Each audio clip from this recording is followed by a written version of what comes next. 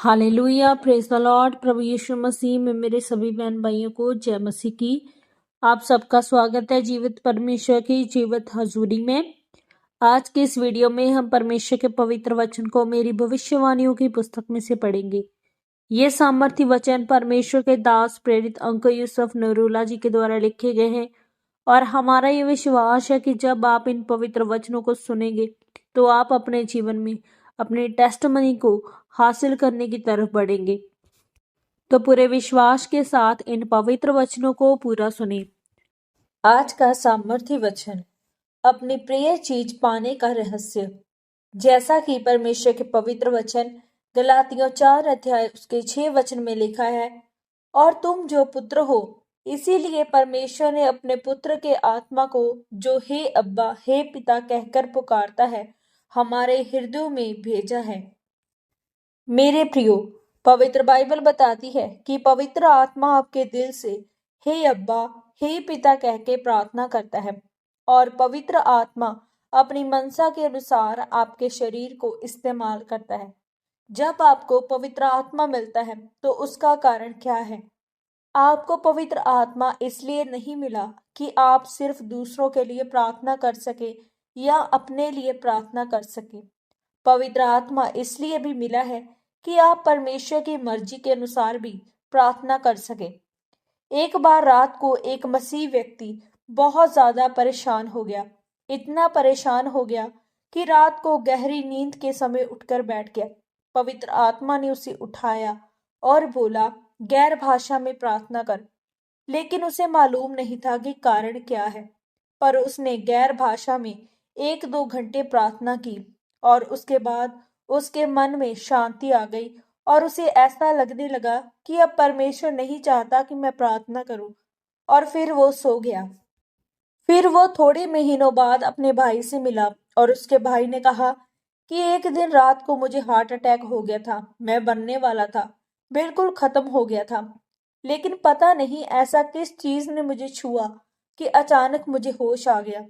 फिर उसके भाई ने उसे समझाया कि वो वही दिन था जब पवित्र आत्मा ने मुझे रात को गैर भाषा में प्रार्थना करने के लिए कहा था, और मैंने उठकर गैर भाषा में प्रार्थना की और परमेश्वर ने उसी वक्त तुझे छुआ और चंगा किया। मेरे प्रियो, आपको मैं जो बातें बता रहा हूँ उसका मकसद सिर्फ यही है कि आप लोगों को मालूम होना चाहिए कि हमें परमेश्वर की मर्जी के अनुसार आने वाले समय में उसकी जरूरत के लिए प्रार्थना करनी है।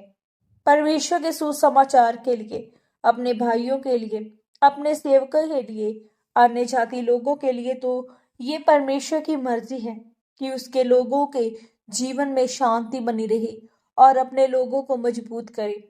तो जब आप इस तरह से प्रार्थना करेंगे तो आप छुटकारे में भी प्रवेश करेंगे और आप आशीष में भी प्रवेश करेंगे। जब आप किसी की गाड़ी को किराए पर लेके आते हैं और उसे इस्तेमाल करते हैं तो आप उसको किराया देते हैं कि भाई साहब, मैंने आपकी गाड़ी को इस्तेमाल किया है, ये लीजिए पैसे। अगर जिसके अंदर पवित्र आत्मा है और वो व्यक्ति पाप में नहीं है और परमेश्वर की आवाज को सुन पा रहा है और परमेश्वर की आवाज को सुनकर प्रार्थना करना शुरू करता है, या जब उसको चर्च में परमेश्वर की योजना मालूम होती है और उसके अनुसार वो प्रार्थना करना शुरू करता है, तो जिस तरह आप गाड़ी इस्तेमाल करने के बाद किराया देते हैं, तो परमेश्वर भी उसी तरह जब आपके शरीर को इस्तेमाल करता है तो उसके बदले वो आपको भुगतान करता है।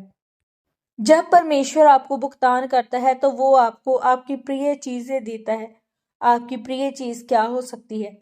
अगर आपका भाई नशा करता है और आपको लगता है कि वो नशा छोड़ दे तो ये आपके लिए प्रिय है, या अगर आपकी बहन व्यभिचार में है और आप चाहते हैं कि व्यभिचार को वो छोड़ दे तो ये आपके लिए प्रिय है, या आपको लगता है कि मेरा फाइनेंस ठीक हो जाए तो ये आपके लिए प्रिय है। तो अगर आप जब परमेश्वर की मर्जी को पूरा करते हैं तो वो आपकी प्रिय चीज आपको देता है। आमीन। पवित्र वचन के अनुसार अंगीकार। सर्वशक्तिमान परमेश्वर, इस वचन के लिए मैं आपका धन्यवाद करती हूँ। परमेश्वर, मैं अंगीकार करती हूँ कि मैं अपने आप को पवित्र करके आपको आपके कामों के लिए समर्पित करता हूँ, ताकि मैं आपसे अपनी प्रिय चीज पा सकूं। प्रभु यीशु मसीह के सामर्थी नाम में हम मांगते हैं। आमीन, आमीन और आमीन। आज के इस पवित्र वचन के पढ़े और सुने जाने के द्वारा परमेश्वर आप सबको बहुत आय से आशीषित करे। सबको जय मसीह की।